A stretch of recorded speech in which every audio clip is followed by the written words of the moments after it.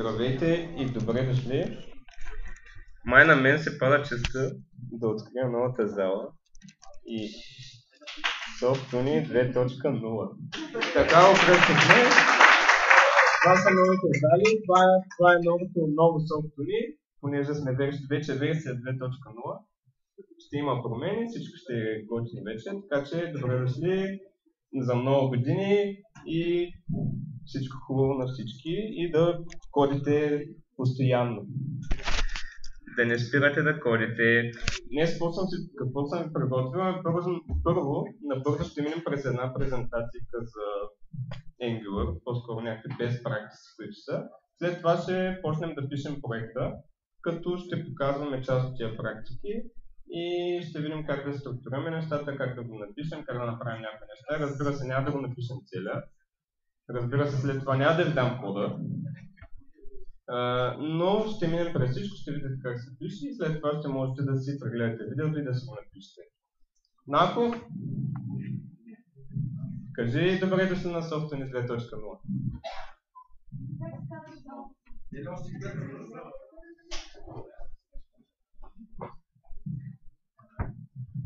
Абе, аз нямам нужда от микрофон, бе. Тия глупости, добре дошли в зала Open Source на Софтуерния университет. Надяваме се да ви хареса новото място. Тук е близо и до метро, и до Студентски град. Ще стане още по-комфортно. Днеска в последния момент може да поздравите майсторите, които се забавиха с близо месец. И в последните дни с още близо не знам си колко. И вчера вечерта чистиха, което трябваше да се случи на 28-ми. Затова сме на това диридже, но ви пожелаваме едни прекрасни мигове тук в тая зала и в другата, която някой ден ще стане. Изобщо не искам да правя прогнози. И в кафето. И в кафето, което е долу. И да научите Angular. Аз го научих, между другото не го знаех, вече го знаем, много преподавам. Направих проекта за 3 дни от нулата с ученето. Така че служете си при вас по 2. 6 дни по 12 часа ви трябва да го научите. Ако някой сваща бързо колкото мене, 3 дни ви трябва. Ако някой сваща по-бързо от мене, ево. В смисъл, възможно е. Може да имате склонност към JavaScript. Така че утре ще ви приготвя workshop, между другото, лаб, в който ще ви разбия на малки порции проект. Част от проект, ама на много малки порции. Стил, ето тези два файла ги сложете в тези две директории и ги сглобете и те след това ще стане. Само че тая нощ ще го правя, защото цяло ще погрешна. Утре лаба как ще отварям календара тук що. Лаба трябва да го има в графика, бе?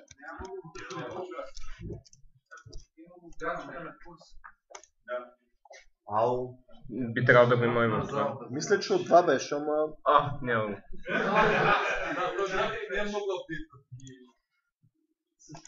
Виж в това. Да. КПК изпит още не е планирано кога ще е, ние не знаем. Лаб. От 4 сме го направили, понеже който има възможност и не работи, нали, да дойде по-рано. Но който работи може да се дойде и в 6 часа, ние сме тук в 10 часа, така лаба ще е до 10. И всеки след работа може да си дойде, независимо че от 16 часа. Направили сме го, за да е удобно за хората, които не работят, да могат да се дойдат по-рано. Това е защитата, ще направим някакъв график за защитите на проектите. Защитата е в неделя на 11 януари. Аз имам и една идея как всеки ще си попълни една табличка, това е направил и ние ще минем само да видим дали наистина го е направил, дали наистина той го е направил. И това ще бъде. Почнахте ли да пишете проектите, бе? Гледайки форума, преди нова година 2 души само имаше активност.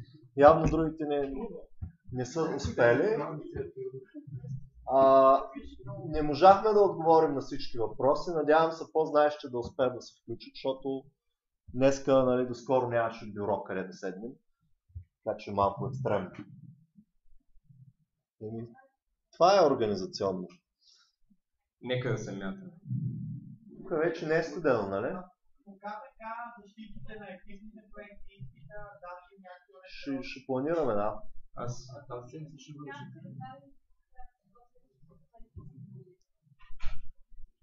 Това са част от нещата. Днес ще направим... Да. Ще ги обявим, може би, до края на деня. Точно тези неща.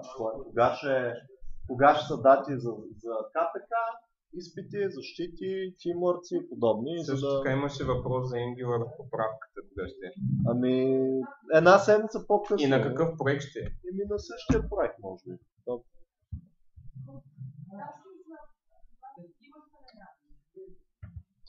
Дати за поправки. Можем да видим. Така ли? Ще проверим.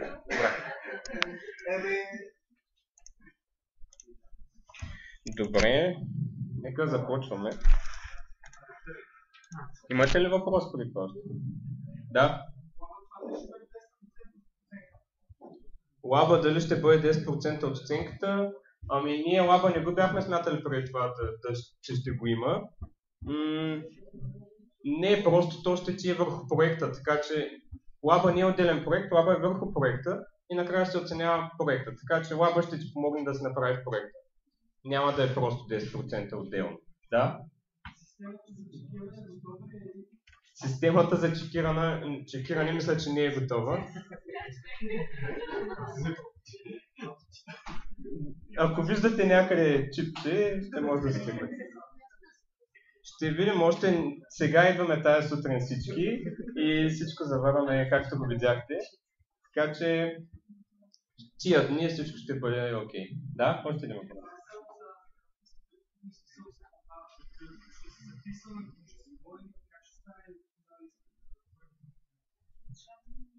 Графика за изпита ще бъде съставен от нас и всеки ще си има час, когато може да дойде. Разбира се, ако не може да дойде, може да ни пише, да ни каже по това време не мога, но това би трябвало да е изключение по-скоро. Има още един въпрос, да.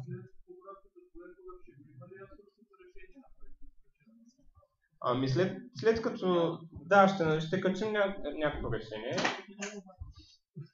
Авторско, добре, ще качим авторско решение, но вие си правите вашите решения, които може дори понякога да станат по-добре от авторското решение. Още някакви нещо? Да. Wi-Fi ще има, би трябвало дори днеска да има, но не знам кога. Админите казаха, че ще го пуснат. Би трябвало Wi-Fi да е налице скоро, не знам кога. Имате кабелчета, мисля, че навсякъде по кабелите има интернет. Така че... Добре, нека започваме. За днес съм ви приготвил една малка кратка презентация, която ще разгледаме добри практики при писането на Angular приложение, как да почнем, как да пишем и така нататък. Какво ще разгледаме? Първо, ще видим как да си организираме нашите файлове, нашите папки, какво са модулите и дали са точно това, което си мислим и как да си ги организираме също и тях, как да си именуваме нашите контролери, нашите директиви, абсолютно всички компоненти, какво са, или по-скоро ще разгледаме някакви добри практики за контролери, сервиси, директиви, каква е тяхната роля и по-точно как да ги пишем или какви guidelines да следваме, какво е скопа, как да се справяме с него, как е структуриран. Някой може да знае вече има root scope, който съдържа в себе си много скопове и така нататък. Понякога не се налага и да комуникираме между компонентите и накрая ще разгледаме някакви древни инструкции, като унификация, как да си разцепваме страниците на компоненти, за да стане малко по-пригледно и така нататък. Нека да почнем с организацията на нашите папки и фолдърчета, и папки и файлове. Първо, нашия seed, т.е. последния seed, който е пуснат от Angular, изглежда долу-горе по този начин. Всички имаме една папка за компоненти. Само да си намаля точката, че е много голяма. да направим малко по-виждаща се. Имаме една папка за компоненти, където слагаме всички наши директиви, филтри и всякакви други компоненти. И за всяко view си имаме темплейт и контролер.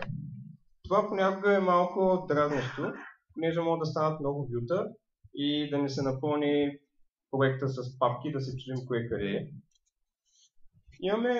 Можем да си организираме нашите файлове малко по-различен начин. Преди, мисля, че сида на Angular беше точно по този начин, като в една папка JS имаме контролер, services, filters, directories папки, където пъхаме абсолютно всички контролери, всички сервиси и отвънка имаме един app.js, който ни е мейна на нашия application. Защо ни трябва да си организираме по този начин нещата? Преди да започнем приложението, трябва да помислим първо точно за това, как да си организираме нещата. Защото не можем да почнем да пишем файловете първо в една папка, после да се мъчим да ги разделяме. Най-хубаво, понеже според проекта, зависимо от това колко е голям, трябва да изберем някаква структура, понеже има много различни структури. Примерно Angular Seed е подходящ точно за много малки приложения, където имаме до 5-6, примерно вюта, като това. По типове, да си разделяме проекта или файловете по типове е малко по-добър вариант за малко по-големи приложения, но тук също могат да станат много файлове. Представете си, ако имаме 20 контролера, влизаме в папка Controllers и тук имаме 20 контролера. И се чудим кой къде, гледаме по име да ги търсим, пък може и повече да станат. Можем да си разделяме също така, чуват се? Може да си разделяме нашите папки, нашите файлове също така by feature. Или имаме аутентикация, имаме ads, имаме профил и вътре можем да слагаме абсолютно всички файлове за тия. Може да слагаме контролера, сервиса, вюто. По този начин ние, когато влезем в ads, знаем, че всичко, което не трябва да работим по ads е тук вътре. И контролера, и сервиса, и темплейта. Това е хубавото на тая структура. А на предната по типове, ако трябва да променим нещо по ads, примерно, влизаме в Controllers, търсим ads контролер. Влизаме в сервис, понеже променяме тук нещо, може да не се наложи да променим по ads сервиса. Влизаме и тук и търсим ads. И трябва да се робим в 4 папки, за да си променим само един модул. Затова може да си го разделяме по фьючер, като тук това не е удобството. Понякога може да станат прекалено много фьючери, или един фьючер да има прекалено много файлове и по този начин пак се получава някаква обърквация. Също така, при много големи приложения може да се наложи да го разделим хем по фьючер, хем по type. И според това колко ни е голям проекта, трябва да изберем правилната структура. Примерно за нашия проект, мисля, че е удачен този вариант, където може да си го разделяме по типове. Но ако не е много по-голям проекта, можем да си го разделяме по фьючер или по няколко варианта. Примерно имаме си по фьючер, след това фьючера, понеже има много контролери, много сервиси, много паршели, си разделяме по папки. По този начин ние знаем, че в тази папка се съдържат файловете за нашия фьючер, който искаме да променим. И вътре, ако имаме много контролери, сервиси, паршели, да си ги разделим по този начин, за да не става каша от различни файлове, които не знаем дали това е контролер, дали е сервис. Понякога дори можем да пренебрегнем тия не префикси, ами суфикси. Суфикси ли се наричаха? И ще се знаем, че това не е контролер, понеже е папка контролер. Да, кажеш? Червеното не се вижда. Ами нека пробваме с друго синьо. Жълтото май е добре. Добре. Имате ли въпроси по организацията на файловете? Добре. Следващото нещо, което ще разгледаме е какво са модулите точно. Ами, модулите по принцип не са контейнери на всички наши обекти в нашето приложение. Какво значи това? Ами, ние когато напишем сервис, когато напишем контролер, той не влиза в дадения модул, а модулите са просто едни такива, как да кажа, обекти, които не съдържат, можем да си разделим приложението на модул. Модулите също не ни предоставят namespace, но какво всъщност съдържа нашите обекти? Нашите обекти се рапват в един инжектор. Какво представлява този инжектор? Инжектора се създава от Angular и за даден application инжектора е само един. И всички обекти влизат в този инжектор. И след малко ще видим една диаграмка. Инжектора е нещо като namespace за обектите и да, това го казах. И ако си направим два модула, тук имаме един пример, за да не казвам предварително. Имаме три модула. App1, App2 и App3. App1 използва App2 и App3 като dependency. И тук сме създали двата модула App2 и App3. Тоест създали сме контролери. Единият контролер е с името контролер 1 и сме го напъхали в App2. Другия контролер има абсолютно същото име като първия контролер, но сме го бутнали в App3. И тук на скопа сме сложили контролер 1 в App2 и контролер 2, дали контролер 1 същия в App3. Най-долу в бодито използваме App1, това тук, и сме казали контролера и контролер 1. И тук се казва не. Някой може да предположи кое ще си изпълни. Тоест, кой текст ще се визуализира тук? От контролер 3. От контролер е... Двата контролера са с едно и също име. Един е в App2, другия е в App3. Използва се App1, като има депенденсите към App2 и App3.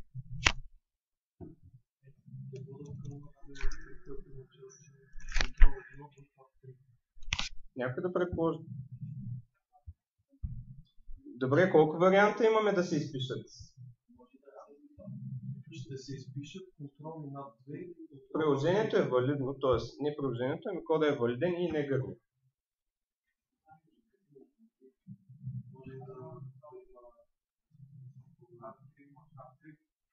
App3, някой за App2 има ли?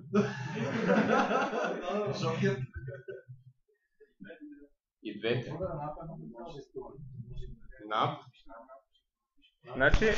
Значи аз питам дали това или това ще се изпише тук. Кой от двата текста ще излезе на name? Използвам App1, който е тук. Ще се изпише първия. Тоест това. Дай да пробваме. Колко са за първия? А за втория? Добре. Значи, тук се изписва контролер 1 и App3. Защо? Ами, модулите, или по-скоро, ако се върнем на предишния слайд, имаше и тук един ред, който какво пише? Даден обект може да присъства в инжектора с едно и също име само веднъж. Независимо колко модула правим, тия модули пъхат всички обекти в инжектора. Нали така? И в момента, когато създам App1 и депендвам App2 и App3, App2 какво прави? App2 създава контролер, който се казва контролер 1 и на скопа представяме контролер 1 и App2. След това имаме dependency към App3. И App3 създава контролер със същото име, който презаписва тоя и създава това нещо. И вече имаме скопа съдържа само контролер 1 и App3. Така работи Angular. И какво можем да направим? Ако сменим тия две неща, ще се случи ли нещо? Ще се изпише. Сигурни ли сте? Няма никаква разлика да се случи. Единствено значение има как сме дефинирали тук dependency-та, т.е. Искаш да кажеш да преместиш местата на модулите или на просто да разменя това с това като... Да, но иначе ако размениш точка name в app3, да. Да, ако разменя скоповете, да, може. Но единствено тук горе, ако разменим app2, тук да сложим app3, app2, тогава може да се случи нещо. Тоест има значение как са поред dependency. Понеже първото dependency създава дадени обекти, второто dependency ще презапише дадените обекти от предишното създаване. По Angular инжектора ми така може да си го представите. Модул 1 създава дадени контролери и модул 2, ако създава същите контролери със същото име като в модул 1, те просто се презаписват. И инжектора просто съдържа абсолютно всички обекти. Контролери, сервиси, директиви и така нататък. Как да си организираме модулите? Ние сме свикнали тук да го правим с един модул, но ако имаме някакво по-голямо предложение, което искаме да преизползваме някакъв код, който е някакъв общ код за различни неща, правилно някакви общи работи, които може да се преизползват няколко приложения, или open source и шерваме някакъв код, ние можем да си ги направим на два модула. Един, който съдържа някакви общи работи и се използват от main module, и тук main module, който не работи нашето приложение. Също така имаме и multiple modules, който можем да използваме при супер големи приложения, едва ли ще се наложи за сега, където имаме един основен модул, който просто съдържа подмодули, има подмодули. Няма да спираме, имаме и по-скоро ще разгледаме някакви naming conventions. Какво представлявате, как да си именуваме файловете? Как си именувате вие файловете? Контролерите, правилно. Как си именувате контролерите?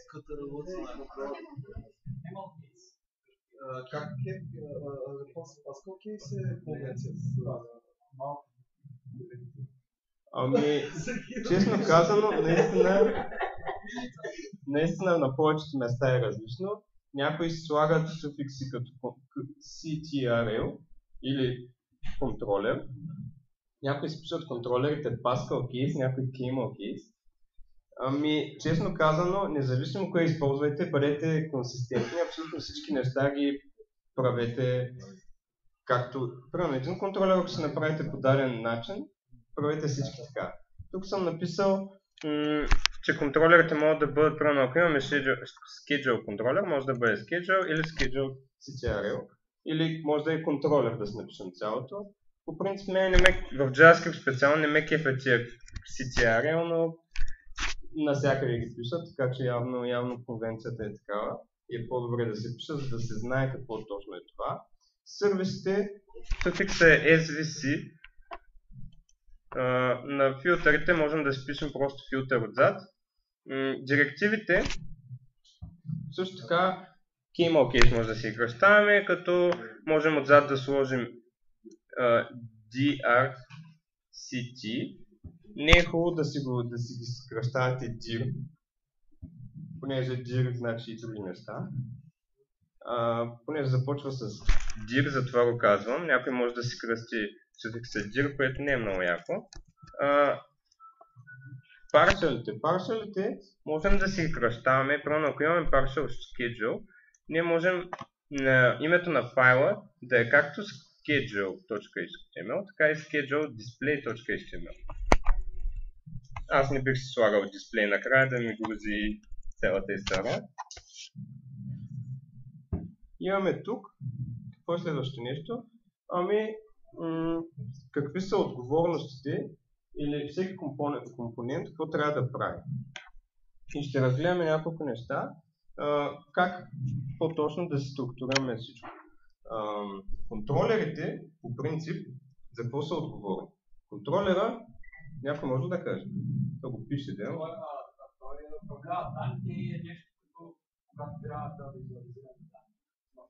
Използваме тази специфични в контролера и контролера има разбиране така компонент, услуга, скоп, която е празна. Ами, контролера, по-точно, създава скопа. Или скопа не се създава точно от контролера, но това е друг въпрос и е малко по-сложно за обяснение. Какво прави контролера? Контролера работата му е да взима, не да взима данни, ами по-скоро да координира и да свързва вюто с модела. Ние си имаме модел, който е от типа на сервис, който или взима данни от някъде, или ги съдържа и съдържа някакъв стейт. Също така имаме view, което съдържа някаква визуализация. И контролера просто ги координира, взима модела и го подава на view чрез скопа, така да го кажем. Не трябва контролера да съдържа някаква бизнес логика от сорта на как точно се записват нещата Първо записваме някакви обяви, не трябва контролера да знае как тия обяви се пъхат, къде се пъхат и така нататък. Той просто използва модела, който неговата отговорност е да се занимава с тези неща и подава моделите на вюто. Сервиса съдържа логика, която не е презентационна. Не е презентационна логика. Той отговаря за данните и за състоянията. Какво значи това? Ами ако имаме примерно, да, и заявка може да бъде. Е пример за услуга. Да, така е. Ами, ако имаме сервиса, по принцип може да го използваме нещо като данни. Тоест ние можем да достъпваме чрез него някакъв сервис, да вземем данните, да записваме някакви данни, да съпазим състояние, някакъв authentication, ако имаме ние. Как точно записваме данните в web storage-ите, как ги взимаме, какво точно съхраняваме, някакъв стейт, ако имаме да запазваме. Това всичко трябва да се върши от сервисите. Ако имаме някаква тежка бизнес логика, също трябва да е в сервиса. И сервиса не трябва да се занимава с дисплейване на някакви неща, с обработка на HTML и такива работи. Директивите са направени да манипулират дома или точно тяхната работа е да обработват, да визуализират някакви неща, да прихващат някакви евенти, да правят някакви интеракшени с HTML и така нататък. Тяхната работа е точно това. Ако имаме някакви евенти, също се прихващат директивите. Когато имаме голям application, да си го разделяме на малки части. Единият вариант е с контролери, другия вариант е с директиви. Ще го разгледаме след малко. Вютата, единствената работа им е да визуализират някакви неща на екрана. Те дефинират или по-точно в тях се съдържа HTML. Като също така дефинират директивите, които си слагаме по дадени места и някакви байдинги и така нататък. Всеки компонент трябва да върши точно това, за което е направен. Тук горе сме написали кой каква отговорност има. Не трябва да има неща или не трябва даден компонент, даден контролер, дадена директива, даден сервис да върши това, за което не е отговорен. Мислете за това. Ако нещо върши работа, която не е за него, трябва да помислите дали точно там трябва да е или на някакво друго място. Тук имаме някакви дизайн guidelines или по-точно как да си пишем сервис. Когато си пишем сервиси, също така, освен да си върши собствената работа, той трябва да следва Single Responsibility принципа. Някой сеща ли се какво е? То си го пише пак, да, Ами, сервиса трябва да отговаря точно и само за едно нещо. Не трябва да отговаря за няколко неща и така. Трябва да бъде cohesive. Какво значи това? И loose coupled. Ами, те са взаимно, как да кажа? Да се изпълнява само една функция и да не е обвързан с други обекти. Ако се промени нещо в дадения метод. Даден сервис да бъде cohesive и loose coupled Значи, хем да не бъде обвързан с някакви други неща, да създава някакви различни работи, да си бъде обвързан само с себе си. Да има good интерфейс. Когато пишете интерфейси, първо си направете интерфейса. Тоест, какво ретърнвате? Нали ретърнвате един обект и ретърнвате дадени методи или дадени полета. Помислете как да си го направите така, първо как да го използвате отвън и след това пишете кода вътре, според това как ви изглежда интерфейс. Така много по-лесно ще си направите нещата, понеже мислите по малко по-различен начин. Не да си напишете целия код, после код, не код.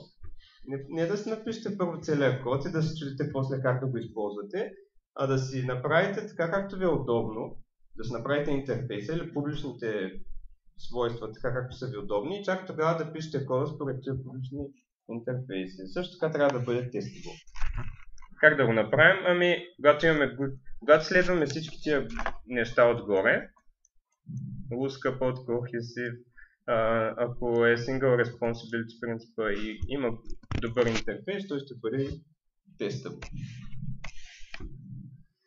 Контролерите, както казахме, координират view-то и модела. За какво да използваме директивите? За някакви widgets.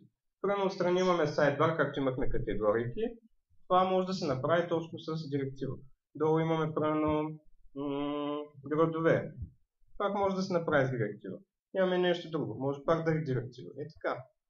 Аз много ги харесвам директивите и просто пишем си елементчета и в директивата просто дефинираме кое е widget, кое е контролера и всичко си е наред. Как да работим с скопа или какво е скопа? Първо, Angular стартира с един root scope, който се създава абсолютно винаги при всяко приложение. Всички скопове са в иерархия. Тоест имаме един главен root scope, този root scope е един главен и надолу имаме някакъв наш си скоп. Написах го с скоп, тук имаме друг скоп, ако създадем вътре още някакъв скоп и всичко е като иерархия, както ни е примерно HTML, като дървовидна структура. Как се достъпва root scope? Имаме сервис, вграден сервис, който просто можем да си го добавим, казва се там $, root scope. По принцип, добре, нека след това да го разгледаме. Не мисля, че е много готино да достъпваме често root scope, понеже е едно нещо глобално, което да бутаме някакви работи в него не е най-добрата практика. Всеки скоп или всеки елемент си има даден скоп. Ние ако имаме даден елемент, скопа на дадения елемент е най-близкият скоп до него, като тръгнем по иерархията нагоре. Също така, скоповете биват shared, inherited или isolated. Някой може да ми обясни това, тези неща са взимани. Какво е shared scope, какво е inherited scope, какво е isolated scope? Имаше ги в... Да, имаше ги. Презентациите ги имаше, не знам. Презентациите ги имаше, никой не ги обясни. Споделени, наследявани, трайно. Де-факто, ние когато имаме един скоп, т.е. имаме един контролер и вътре в него имаме втори контролер, нали така? Това са данните от контролерите, така ли? Контролерите си създава данни, да, скоп. Тоест всеки контролер си има скоп, нали така? И този скоп е на това ниво, това е на вътрешно ниво, нали така? Тоест втория скоп е вътре в първия скоп. Така си го представете. Тоест имаме HTML. Мисля, че аналогията е с type. Примерно имаме div, ng-controller е равно на примерно ctrl1. И тук имаме div ng-controller е равно на ctrl1. Контролер 2 има достъп до скопа на контролер 1 по дефолт. И това му се казва shared scope. Ние де факто от тоя, само да тъкна, от този можем да застъпваме тези неща. И ако искаме, един начин, който можем да комуникираме между контролерите, е да имаме някакъв базов контролер, който децата му, де-факто, могат да достъпват данните или по-скоро нещата от скопа в него. След малко ще разгледаме един тул и ще видим как са нещата. И ще го изтрих. Имаме inherited, който е наследяващ. Т.е. ние можем да създадем един скоп. Сещате ли се, когато правим... Добре, в някакво демо или като пишем проекта, по-късно ще ви покажа тези неща, защото така да ви ги обяснявам хвърчащо е малко по-сложно и не знам дали... Да, малки примери, че малко по-късно ще покажем и ще ги видим.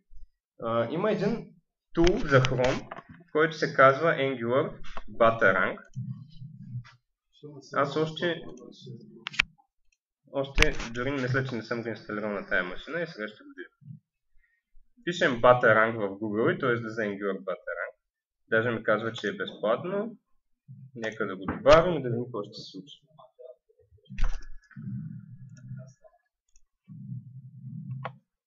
Добавено към Chrome. Добре, apps.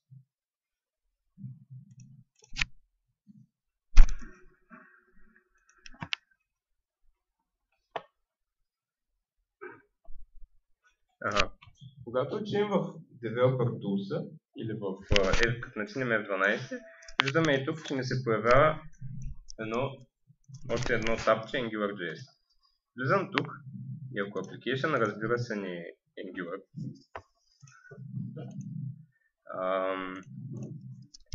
Добре, може би нямам тук. Имах Application, Angular Application. Добре, нека да напишем един прост Application. Малко музика. Bookmarks. Това е друго. Добре, нека си напишем един набързо index.html. Какво ни трябва за един Angular application? Трябва ни Angular, разбира се. Добре, отварям command npm init.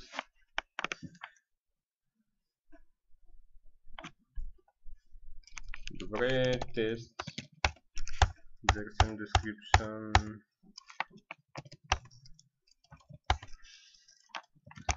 Добре, създадох си npm application и сега казвам npm install Angular. Хайде, инсталирай се.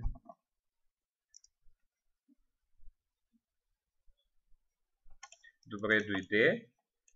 Можем да си направим един файл, който е app.js, който ще не съдържа нашия application. Добре, нека това да го отворя с Sublime, ела, не тук. Не ме трябва торент. Идвам тук и open folder.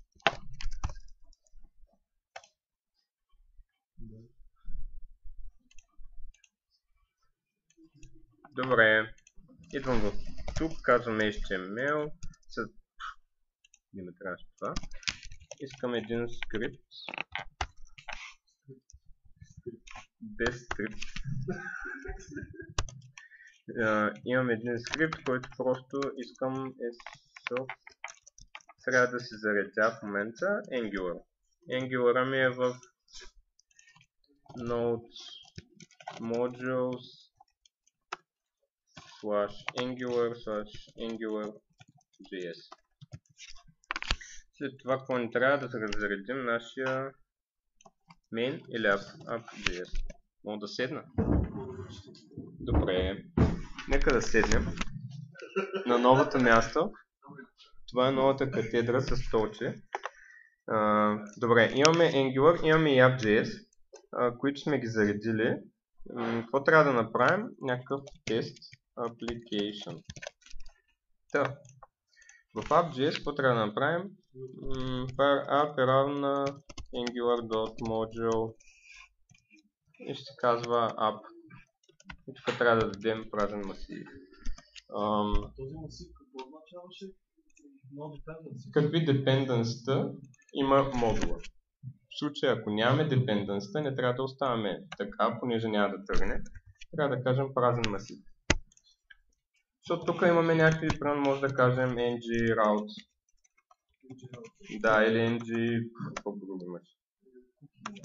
Да, някакво подобно. Какво ще да показвам?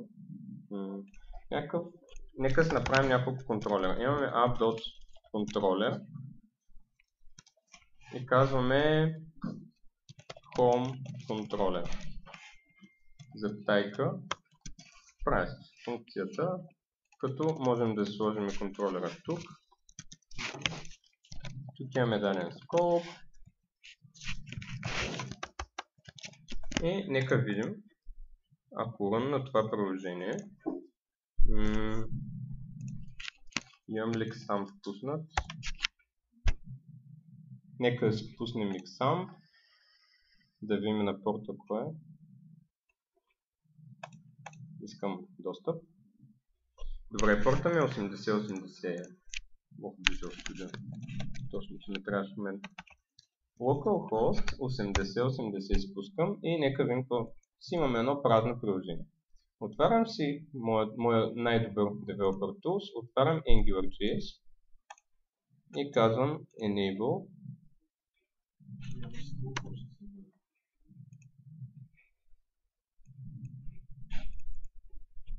Хайде бе, пич. И де факто нямаш никакви скопове. Нямаш контролери.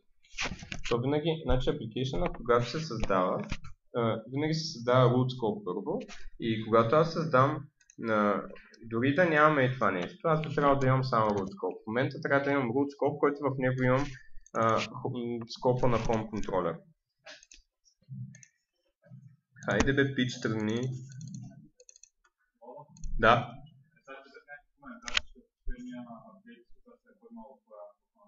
Батаранга ли? Добре, аз го тествах вчера. Моля? Някой каза, че след последния апдейт може да се е бъгнал. По принцип е възможно, аз вчера го тествах и вчера си играх с него.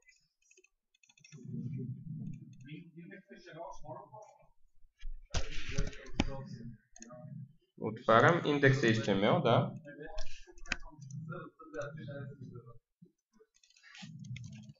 Да. Добре, аз не видях конзолата за грешки. Можем да си кажем и, че ng-app е равно на app. Отварям отново. Можем да си кажем, че в бодито имаме едно дивче, което в себе си ng контролера му е примерно home контролер, да се казваш. Да. Отварям го отново. Scopes.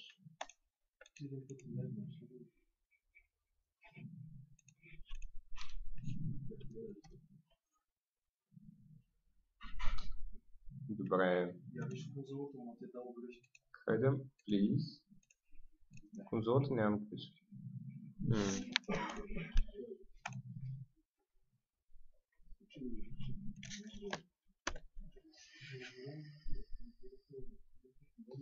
Рестартирам браузъра и пробвам отново. Казвам enable, repression, казвам scopes, models, няма.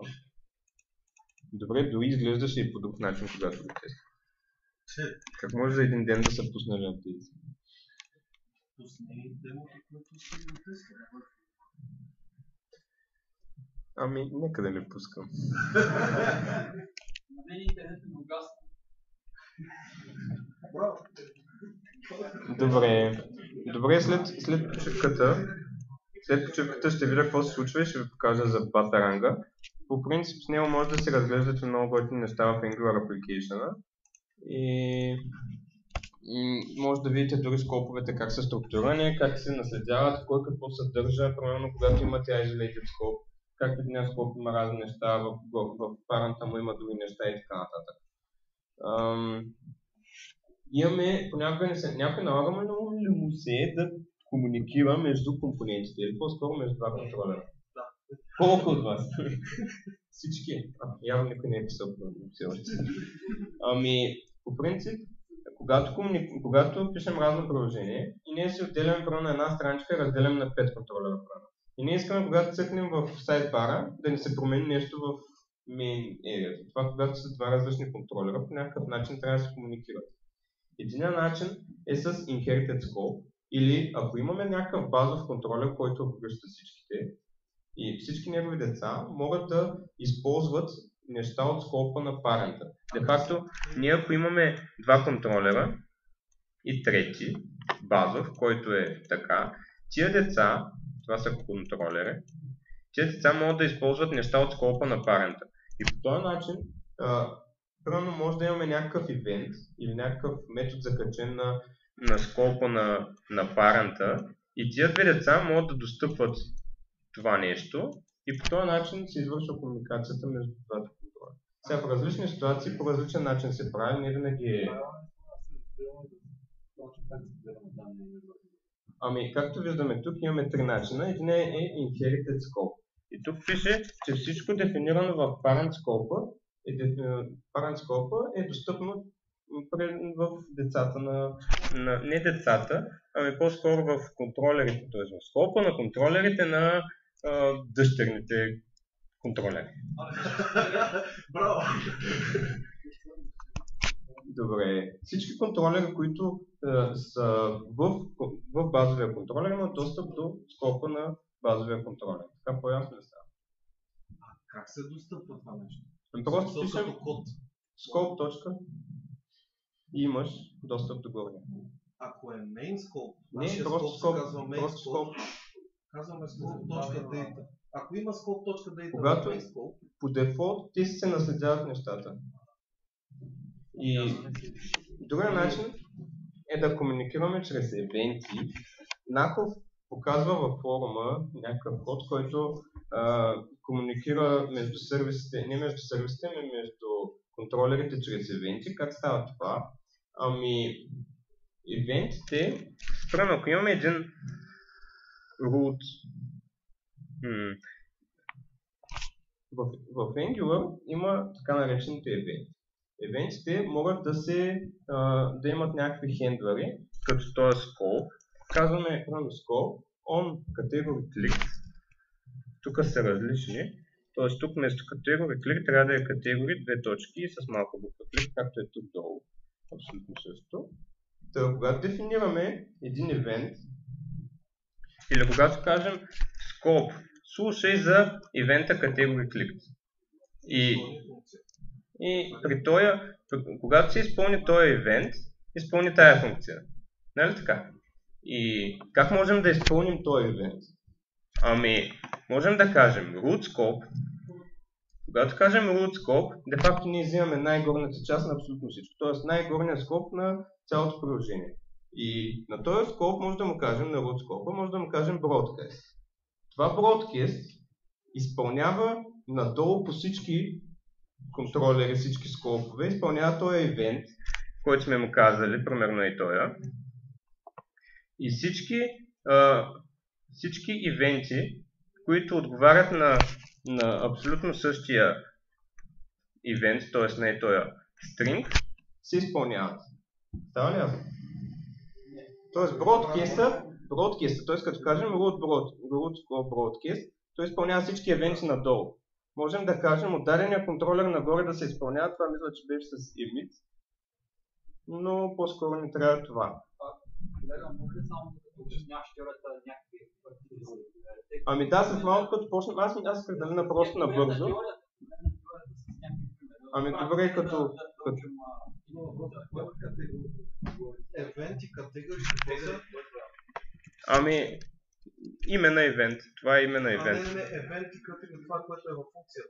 Дадения евент, подаваме тук дадения евент, който се е случил и това, което сме подали е тук. Тоест, тук като сме казали broadcast с тая категория, това идва и тук.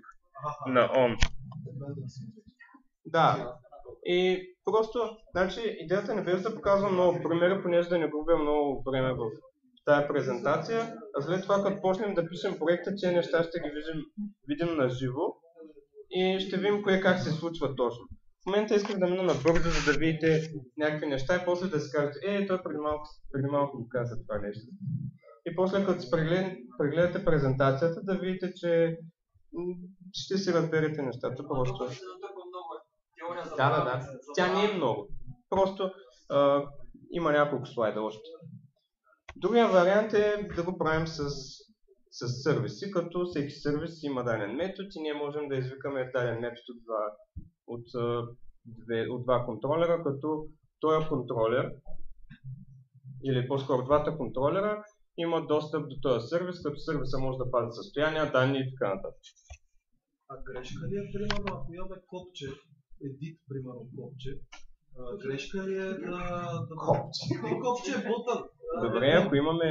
Евент, който трябва да хванем в контролера, може ли да си го кажем scope.edit и да си зададем функция вътре в него? В смисъл, дали трябва да даваме през сервис? Ами виж, можеш, но ти ако искаш това нещо да се отрази в друг контролер, ти трябва по някакъв начин някъде нещо общо да направиш. Тоест, или сервис, или чрез евент, по някакъв начин трябва това нещо да го кажеш на и другия контролер да го разбере, че се е случило. Ако действията ти се случват само единствено в един контролер, това няма проблем, нали? Да. Но ако искаш да шерваш неща между два контролера, както е да натиснеш категория и да ти се филтрират нещата в друг контролер, примерно, в този случай ти трябва да използваш по някакъв начин комуникация между компонентите или един от тия трите. Като на мен най-много ми харесва с сервисите, но не винаги по принцип мисля, че може да се случат нещата с тях. Ивентите, дроубека им е, че изпълняват на абсолютно всички контролери, понеже ти викаш на root, scope, broadcast. Това може да не е задължително винаги по този начин, но в повечето случаи може да ти се наложи да викаш на root, scope, broadcast, че по този начин изпълняваш евентите навсякъде. Някой контролер може да ти кенсълне този евент и надолу никой да не го чуе и така нататък. Можем да си разделяме страницата на компоненти. Някой разделя ли си нещата или всичко е в един файл? Моля да се кажете. Можем да го правим чрез inline контролери или просто казваме div, ng контролер, бла и вътре може да имаме разни неща. Може да кажем, втория начин е да кажем ng include. ng include инклюдва дадения темплейт. Тук не забравяйте тези вътрешни кавички, понеже този ng include приема променлива, примерно, която ако да кажем приема стойност. И ако тя не е в кавички, това ще го разбере като променлива и ще търси сайдбарите HTML в скопа, нещо от сорта. И няма да се работи. Тук какво правим? Казваме, използваме този темплейт и на този темплейт, т.е. този темплейт да използва този контролер. И де факто ние по този начин връзваме контролера с темплейта. А в този сайдбар, ако си напишем ng контролер, ще се използва? Значи, можем да не си пишем тук контролера, можем да го напишем вътре в сайдбара на даден на root елемент, правилно, на рапъра на сайдбара, но когато е така, ние не виждаме какъв ни е контролера на този сайдбар HTML и за да го променим контролера, трябва да влезем вътре и така нататък. Не винаги, нали, това е най-правилното нещо, в различните ситуации различни неща може да са правилни, просто е хубаво да се видят различните варианти. Другия вариант е директиви. За мен е най-готиното. Директиви просто казваме sidebar и директивата какво прави? Тук съм написал navbar вместо sidebar. Трябва да е site, тук site трябва да пише. Пишете крак на Word. Тук пише site. И когато дефинираме директива sidebar, казваме, нека това да е елемент. И това му е темплейта, това му е контролер. Ами, буквичката може да е А. Когато кажем А, де факто ние казваме тази директива да се използва само като атрибут на HTML елемент. Когато е E, казваме тази директива да се използва само като елемент. В момента съм казал E и използвам директивата като E. Ако се опитам да я използвам като атрибут по този начин, като ng-include, т.е. div space, т.е. div sidebar, няма да се работи, понеже тази директива съм я рестрикнал да бъде само като елемент. Да? Да. Ами да, ако има някакъв root, ако няма никакъв контролер, ще възприеме...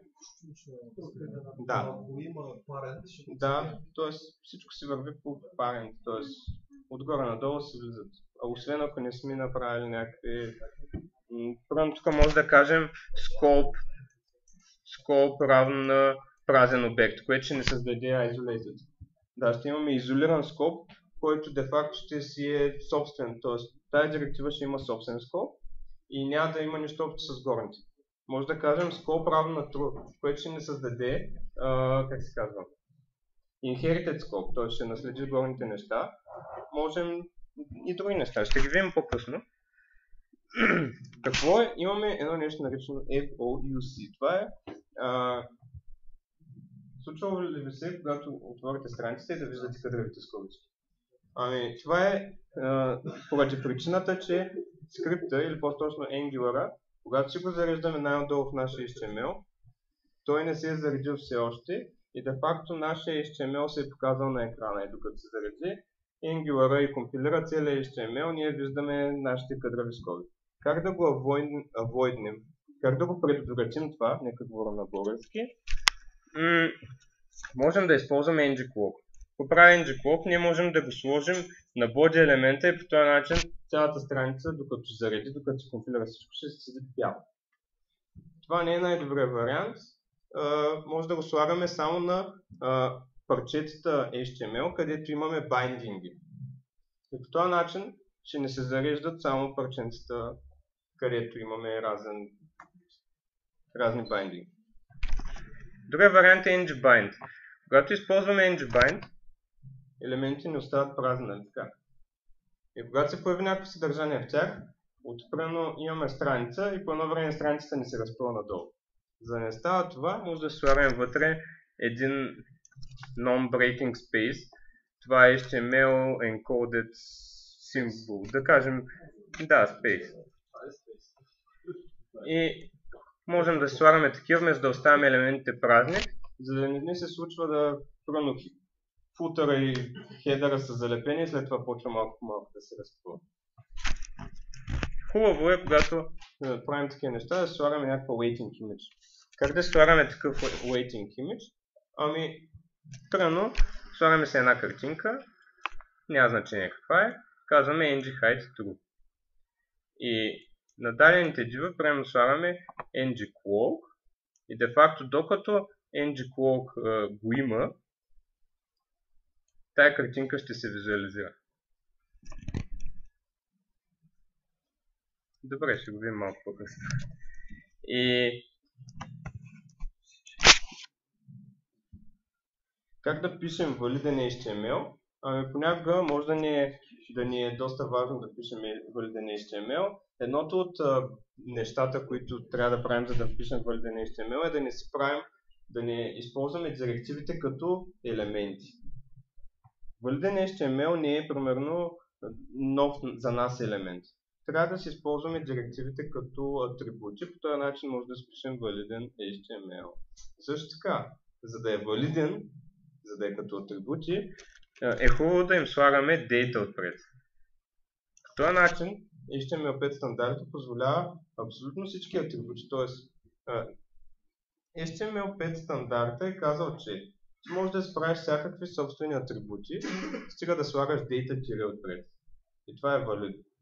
И Angular за всичките си директиви, освен че проверява дали има ng-app, той проверява дали има и data ng-app. Тоест, като си напишем директивата с data отпред, Angular автоматично ще я разбере, понеже той знае, че може да се напише и по този начин. Ще се оценява ли валиден HTML на изпит? Кажи не. Добре, това не е толкова сложно първо, не е толкова и важно, нали, но някой може да иска да... Понякога валиден HTML е от значение. И примерно искаме да не е валиден HTML, той оказва влияние на други неща и затова понякога е добре да го има. Затова просто знаете, че за да имате валиден HTML, просто не трябва директивите да са ви елементи, а като атрибути или класове, примерно. Но като класове е грозно, така че по-добре атрибути. И атрибутите да започват с data отпред. Minification. За да си минифицирате нещата, някой знае ли, що се слагате този масив така? Моля? Някой чу? Ами да, по принцип може да го нямаме този масив и просто да е функция. Да, имаме scope и тук имаме различните dependencies. Защо вместо само функция да пиша, аз се усложнявам живота тук и пиша масив с стрингове и тук после повтарям същите имена вътре в функцията като параметър.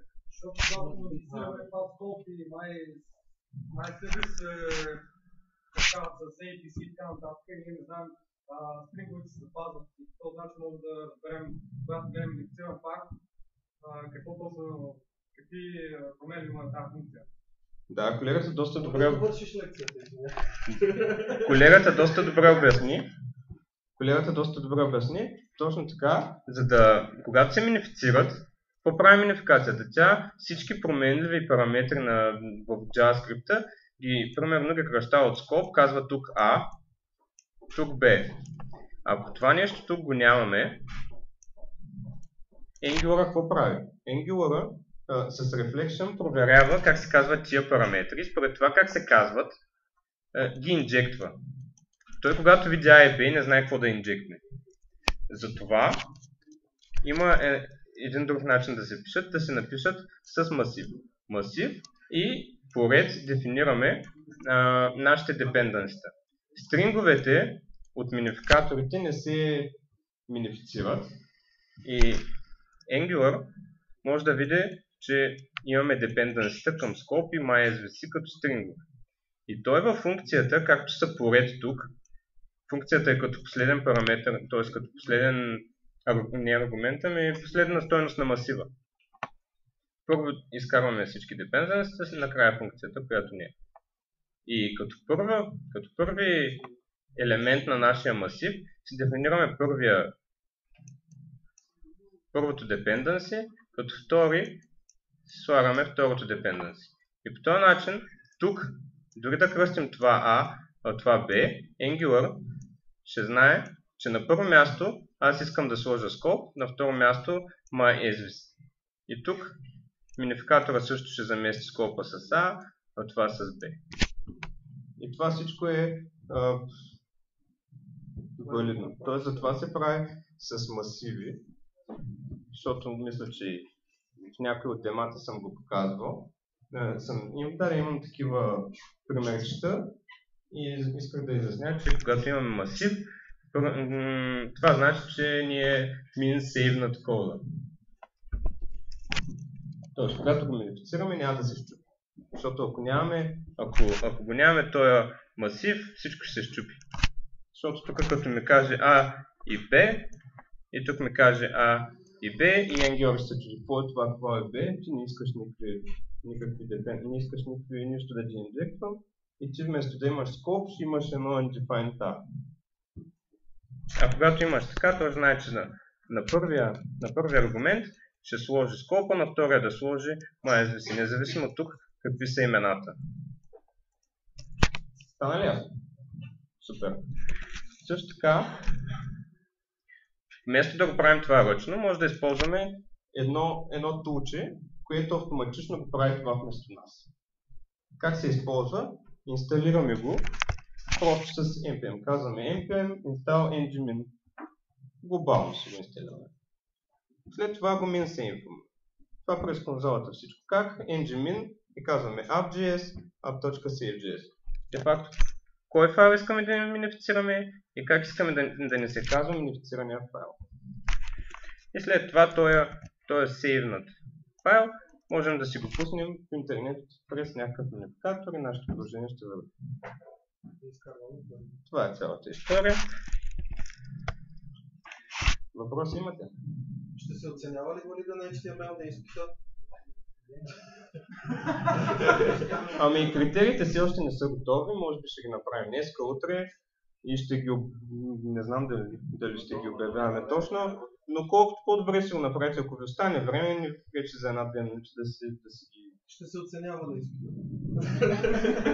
Добре, не сме взели решение да се оценява, може и да не се оценява наистина, но с предварителни решения не искам да ви казвам какво ще правим. Тоест, като се разбере всичко, може да ви обясня. Някой има ли друг въпрос? Да.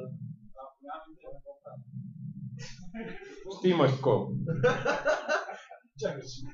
Интернет ще има скоро в залата. Сега като на почивката пак ще припомня да пуснат интернета. Въпрос имате? Айде да направим една почивка за обяд, който иска да хапва, да бива или каквото друго му е кеф. Оля? Ами, 20-30 минути. Ще имате време за всичко. Може и кръчми, между другото в околностите има кръчми, може да ги използвате. Изпробвате, използвате, не знам точно.